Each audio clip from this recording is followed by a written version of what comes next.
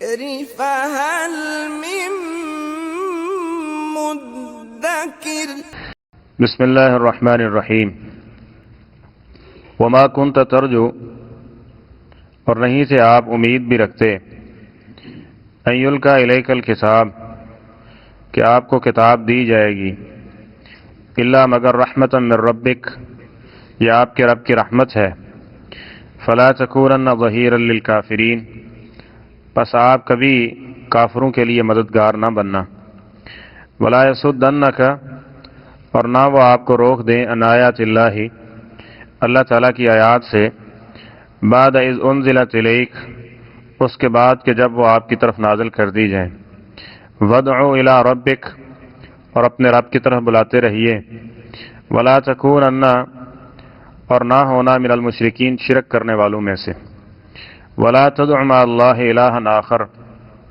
اور نہ آپ پکارنا اللہ کے ساتھ کسی دوسرے کو معبود، لا الہ الا ہوا، اس کے علاوہ کوئی بھی معبود نہیں ہے، کل شیء ہالک الا وجہہ، ہر ایک چیز فنا ہونے والی ہے، ہلاک ہونے والی ہے سوائے اس کے چہرے کے، لہ الحکم، اسی کا فیصلہ ہے، وإلیہ ترجعون، اور اسی کی طرف تم لوٹائے جاؤ گے۔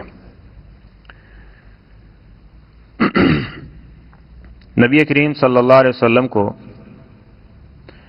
جب یہ بات بتلائی گئی کہ آپ دوبارہ ایک بہتر ٹھکانے کی طرف لوٹنے والے ہیں، دنیاوی اعتبار سے وہ مکہ ہے، اور اخروی اعتبار سے وہ مقام وسیلہ ہے،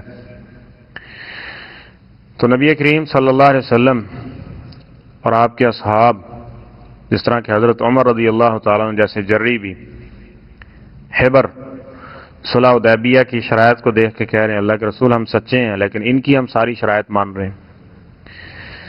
ابو بکر رضی اللہ عنہ کے پاس گئے اور فرمایا ابو بکر رضی اللہ تعالیٰ عنہ نے یہ ایک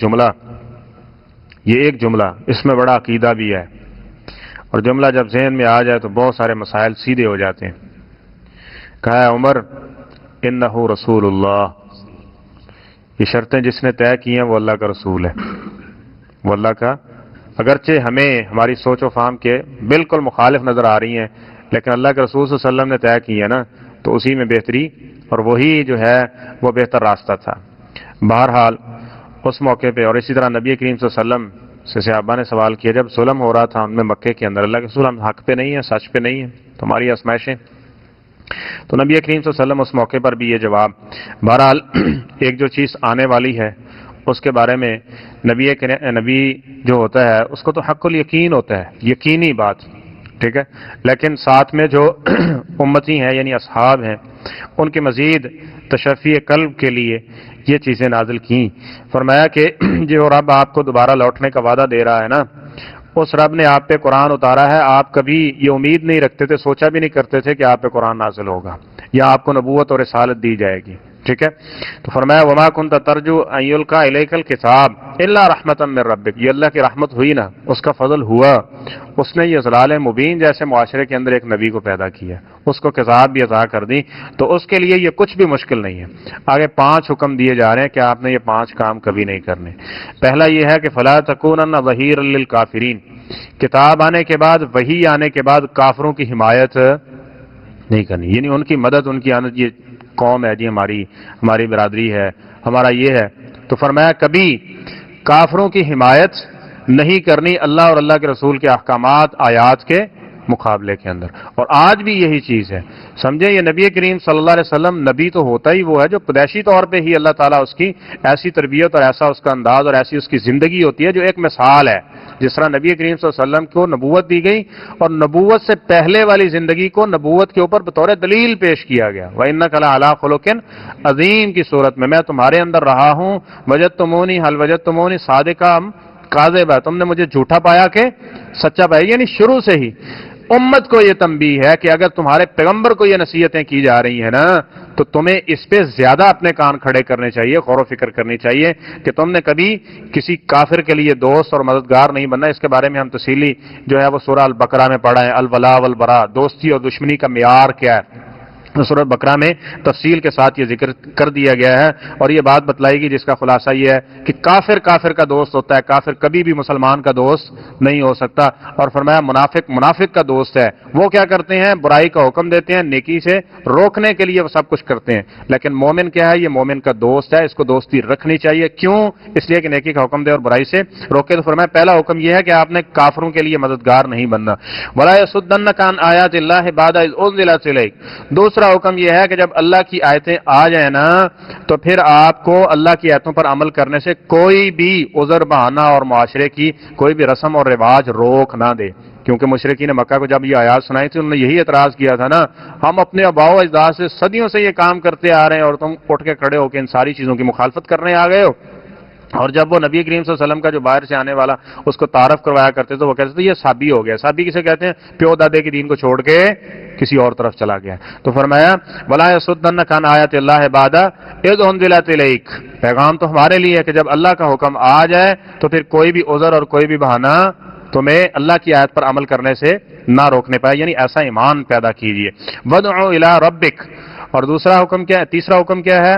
کہ اپنے رب کی طرف بلائیے، یعنی دعوت دینی ہے، جس طرح نبی کریم صلی اللہ علیہ وسلم کو اللہ تعالیٰ نے یہ فرمایا کہ ہم آپ کو نبوت اور رسالت دے رہے ہیں، بلغ ما انزل الیک من ربک، جو ہم نے دیا ہے اس کو پہنچا دیں، فإن لم تفعل فما بلغت رسالت۔ اگر آپ ایسا نہیں کریں گے تو گویا کہ آپ نے جو رسالت کا منصب ہے اس کو ادا نہیں کیا اور یہ ہم واپس لے لیں گے، ٹھیک ہے؟ تو یعنی کیا ہے کہ آپ اس کو پہنچاتے رہو۔ یہ نبی کریم صلی اللہ علیہ وسلم نے بھی فرمایا کہ تمہارے پاس ایک حدیث آ گئی ہے، بلغوا انی ولو آیا، ایک آیت تمہیں ملی ہے جس کا تمہیں صحیح فہم اور ادراک ہو گیا، اس کو آگے تک پہنچاتے رہو، یعنی دعوت کا کام نیکی کا حکم دینا اور برائی سے روکنا، جس کو ہم آج شاید شرمندگی سمجھتے ہیں۔ اور اہل کفار اور جو اخلاق و کردار کو تباہ کرنے والے ہیں وہ ان ساری چیزوں کو بھاری معاوضہ بھی لیتے ہیں اور ان کو ہم اپنے ہاتھوں پہ اور سروں پر بھی اٹھاتے ہیں، لیکن جو نیکی کا حکم دیتا ہے اس کو ہم طرح طرح کے ایسے تانے دیتے ہیں کہ دوبارہ ہماری محفل اور مجلس میں کوئی اس طرح کی بات نہ کر دیں۔ میں ڈریا تو مولوی، متقی دیکھا ہے تجھے، پرہیزگار تجھے دیکھا ہے، ایسی ویسی باتیں اس کی ذات کو پکڑ کے ہیں چکی میں رکھ کے پیس دیتے ہیں۔ گویا کہ ان ایسے لوگوں کی مجلس میں جس طرح اب کیا تمثیل اور کیا مثال دینی چاہیے کہ یہ بالکل ماننے والے ہے ہی نہیں، یہاں آپ نے کیسے بات کر دی اللہ کے رسول کی، یہ تاثر دینا چاہتے ہیں۔ ہمیشہ نیکی کی دعوت دینے والا اس کو اپنا خیر خواہ سمجھے۔ یہ نبی سے زیادہ خیر خواہ کون ہے؟ نبی نے ہمیں کوئی جو ہے وہ درہم و دینار تو نہیں دیے نا، کیا دیا ہے؟ ہمیں اچھی بات بتائی ہے، بری چیز سے روکا ہے، اس وجہ سے وہ سب سے اونچا منصب ہے۔ اور دنیا میں اس لیے فرمایا خیرکم من تعلم القرآن وعلمہ، اور اس طرح نبی کریم صلی اللہ علیہ وسلم نے فرمایا العلماء ورثۃ الانبیاء۔ علماء کے پاس کیا ہے؟ یہ کیا دیتے ہیں لوگوں کو؟ یہ نبوت کی جگہ پہ ان کو وہ مصلی وہ ممبر دیا گیا۔ وجہ کیا ہے؟ کہ یہ نیکی کا حکم دیتے ہیں، برائی سے روکتے ہیں۔ لیکن کفر اور الحاد اور اس سورہ معاشرے کی جو حال ہے اس کے اندر کیا ہے؟ جو نیکی کا حکم دینے والا ہے نا اس کو ایک ایسا گالی کے طور پہ بنا دیا گیا ہے کہ اس کو ایک ایسا بتایا جاتا ہے کہ یہ شخص معاشرے کے مخالف ہے اور ہماری عادات و اخلاق یا ہمارے جو ترقی ہے اس کی راہ کے اندر رکاوٹ ہے، لہذا یہ باتیں زیادہ سے زیادہ یہ ہے کہ آپ مسجد تک محدود کر سکتے ہیں، مسجد سے باہر محفل اور مجلس میں یہ باتیں نہیں ہو سکتی۔ تو فرمایا وَادْعُ إِلَىٰ رَبِّكَ۔ نبی کریم صلی اللہ علیہ وسلم نے بیت اللہ میں بھی دعوت دی ہے، طائف میں بھی جا کے دعوت دی ہے، بازاروں میں بھی دعوت دی ہے، جہاں قرآن و سنت کی بات ہو سکتی ہے کرنا، اور پھر ایسے شخص کی حوصلہ افزائی کرنا اور اس کا شکریہ ادا کرنا کہ آپ نے ہمیں ایک اچھی بات بتلا دی ہے جس سے ہم گناہوں سے بچ جائیں گے، تو یہ چیز ہونی چاہیے۔ تو فرمایا وَادْعُ إِلَىٰ رَبِّكَ۔ اور پانچواں کام کیا ہے؟ چوتھا کام کیا ہے؟ وَلَا تَكُونَنَّ مِنَ الْمُشْرِكِينَ، شرک کرنے والوں میں سے کبھی نہیں ہونا۔ اللہ تعالیٰ نے پیچھے تقریباً 18 کے لگ بھگ پیغمبروں کا ذکر فرمایا وَلَوْ أَشْرَكُوا، یہ شرک اتنا بڑا سنگین معاملہ ہے کہ اگر یہ پیغمبر بھی شرک کرتے لَحَبِطَ عَنْهُم مَا كَانُوا يَعْمَلُونَ، جتنے انہوں نے عمل کیے تھے ہم سارے کے سارے ضائع کر کے کہاں پھینک دیتے؟ جہنم کے اندر پھینک دیتے۔ بھائیو سوچنے والی بات ہے، نبیوں کے بارے میں یہ کہا جائے کہ اگر وہ شرک کرتے تو وہ بھی جنت میں، اور امتی کو کوئی فکر ہی نہیں ہے، وہ سوچتے ہی نہیں ہے اور اس بارے میں جانتے ہی نہیں کہ شرک ہے کیا۔ اور سب سے پہلے یہی کہا گیا پیغمبروں کو بھی فَاعْلَمْ أَنَّهُ لَا إِلَٰهَ، سب سے پہلے توحید کا علم حاصل کرو، یہ جانو کہ اللہ کے علاوہ کوئی عبادت کے لائق نہیں ہے، کیونکہ جب یہ توحید والا معاملہ درست نہیں ہے تو ساری دنیا کی نیکیاں اس کے پلڑے میں ڈال دی جائیں۔ نبیوں کے پاس کیا ہے؟ سب سے زیادہ نیکیاں ہوتی ہیں نا، لیکن اگر وہاں بھی توحید نہ رہی اور شرک آ گیا تو ان کی نیکیاں ضائع ہو جائیں گی، تو امتی کس کھاتے میں پڑے ہوئے ہیں؟ ان کی کیا ایسے سمجھے کہ پیغمبروں کے مقابلے میں حیثیت اور وقت ہے۔ اور ایک دفعہ ایک جگہ پہ نبی کریم صلی اللہ علیہ وسلم کو بھی مخاطب ہو کے فرمایا لَإِنْ أَشْرَكْتَ، اے پیغمبر علیہ السلام اگر آپ نے بھی شرک کیا، حالانکہ ایسا ممکن نہیں تھا. آپ نے جہالت میں بھی کبھی ایسا نہیں کیا. یہ تو میں کہتا ہوں ہمارے اور امت کے کان کھڑے کرنے کے لیے. اور سوچو یہ معاملہ کوئی اہم ہے نہیں کہ ایک کان سے سنا دوسرے سے نکال دیا. یہ مولویوں کے پھڈے اور رولے ہیں. اگر مولویوں کے پھڈے اور رولے ہم نے کہنا تو پھر اس کا مطلب یہ کہاں گیا؟ یہ ہے ہمارے پاس, اس کو دیکھیں اور پرکھیں. فرمایا لئن اشرکت ہے محمد صلی اللہ علیہ وسلم, اگر آپ نے بھی شرک کیا لا یحبطن عملک, ہم آپ کے بھی عمل ضائع کر دیں گے. تو فرمایا ولا تکن, چوتھا کام یہ کہ آپ نے شرک کرنے والوں میں سے نہیں ہونا. اور پانچواں کام کیا؟ ولا تدع مع اللہ الہا آخر. اب دیکھیں اس میں تقریباً 3 چیزوں کا تعلق توحید کے ساتھ ہے. 3 چیزوں کا تعلق, اور 2 چیزیں اصلاح معاشرہ کے حوالے سے ہیں کہ معاشرے کا شکار ہو کے آپ نے دینی احکامات کو پیچھے نہیں کر دینا. تو پانچویں بات پھر یہاں کہی گئی کہ اللہ کے علاوہ کسی کو, یعنی اللہ کے ساتھ کسی دوسرے کو عبادت کے قابل نہیں سمجھنا. جو عبادت ہے نا تدعو مع اللہ, اللہ کے ساتھ اس کو الہ نہیں پکارنا. مشکل کشا, حاجت روا, یا کوئی بگڑی بنانے والا, یا عالم الغیب, یہ ساری چیزیں کس کے اختیار میں؟ وہ اللہ تعالیٰ کے اختیار میں. اور آگے فرمایا لا الہ الا ہوا, اللہ کے سوا کوئی بھی عبادت کے لائق نہیں ہے. سجدہ بھی عبادت ہے, دعا بھی عبادت ہے. ٹھیک ہے, کسی کو پکارنا جب وہ نہیں سن رہا ہے نا, نہیں دیکھ رہا, ایسے معاملہ جس طرح انسان ہوتا ہے نا, تو وہ صرف ایک اللہ کی ہے کہ جہاں بیٹھ کے بھی جس حالت میں بھی اس کو پکارو وہ جانتا ہے. اور یہ صرف اللہ تعالیٰ کی صفت ہے, اس میں کوئی دوسرا اس کا شریک نہیں ہے. آگے الہ ہونے کی اللہ نے یہاں 3 دلیلیں دی ہیں. کل شیء خالق الا وجہ, پہلی چیز یہ ہے کہ جو تمہارا معبود ہے وہ کبھی بھی ختم ہونے والا نہیں ہے, وہ ہلاک ہونے والا. کل من علیہا فان ویبقی وجہ ربک ذو الجلال والاکرام. وہ الہ اس لیے ہے کہ اس کو زوال نہیں ہے. وہ الہ اس لیے اللہ لا الہ الا هو الحی القیوم لا تأخذہ سنۃ ولا نوم. موت تو ایک بہت بڑی چیز ہے, اس کو تو نیند بھی نہیں آتی. نیند کیا, اس کو اونگ بھی نہیں آتی. ٹھیک ہے, وہ ہے تمہارا الہ جو سو گیا, جو مر گیا, جو اس دنیا سے چلا گیا, جو تکلیفوں کا شکار ہوا, جو مشکلوں کا شکار ہوا, جو نہیں تھا پھر ہوا, ہونے کے بعد پھر نہیں ہوگا, یا نہیں رہ گیا وہ اس دنیا سے. وہ کیسے عبادت کے لائق اور اللہ تعالیٰ کا اس کو تم نے شریک بنا دیا. فرمایا کل شیء خالق الا وجہ, پہلے اس کے الہ ہونے کی دلیل یہ ہے کہ اس کے سوا کوئی باقی رہنے والا نہیں ہے. دوسری دلیل یہ ہے کہ لہ الحکم, فیصلہ, حکم اور اصول اسی کے ہی چلیں گے. یعنی دنیا میں ایک انسان ہے نا جو عارضی طور پہ اس کی نافرمانی کرتا ہے, جبکہ زمین و آسمان یہ ساری چیزیں کس کے حکم سے کھڑی ہوئی ہیں. اب انسان کے اختیار میں دی جائے تو چلا سکتا ہے اس کو نظام. ایک گھر دا نظام چلانا اوکھا ہوا پہ اس کو ہے, تو وہ یہ ساری کائنات کا نظام کیسے سنبھال سکتا ہے؟ تو یہ لہ الحکم, اس کا حکم چل رہا ہے. اور تیسری دلیل یہ ہے کہ وہ الیہ ترجعون, عدالت بھی اسی کی ہوگی اور اس نے کھڑا بھی کرنا ہے, اٹھانا بھی ہے.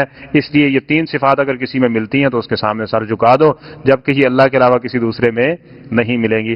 اللہ کریم ہمیں عقیدہ توحید کا فہم اور اس پہ مرتے دم تک استقامت نصیب. صدق اللہ العظیم.